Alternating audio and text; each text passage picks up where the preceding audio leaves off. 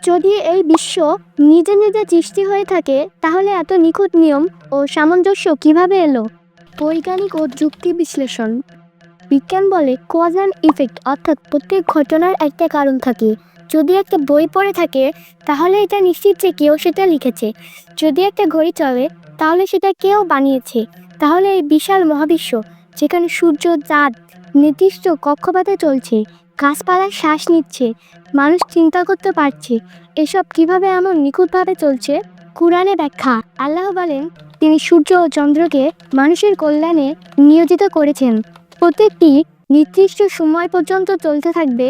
তিনি সকল কার্যাবলী পরিচালনা করেন এবং তিনিই নিদর্শনগুলো বিশদভাবে বর্ণনা করেন, যেন তোমরা দৃঢ় বিশ্বাসী হও। বিজ্ঞানীরাও বলেন, এই মহাবিশ্ব একটা নিখুঁত ভারসাম্যের ওপর তৈরি, যা কোনোভাবে এলোমেলো হতে পারে না। যদি এই বিশ্ব হঠাৎ করে তৈরি হতো বা কেবলমাত্র দুর্ঘটনার ফলে সৃষ্টি হতো, তাহলে এত নিখুঁত নিয়ম থাকা সম্ভব ছিল না। ধরো, তোমার সামনে একটি সুদৃশ্য গাড়ি রাখা আছে। কেউ যদি বলে এটা কোনো ইঞ্জিনিয়ার বানায়নি, এটা নিজে নিজেই মাটির ভিতর থেকে বের হয়ে এসেছে, তাহলে তুমি কি সেটা বিশ্বাস করবে?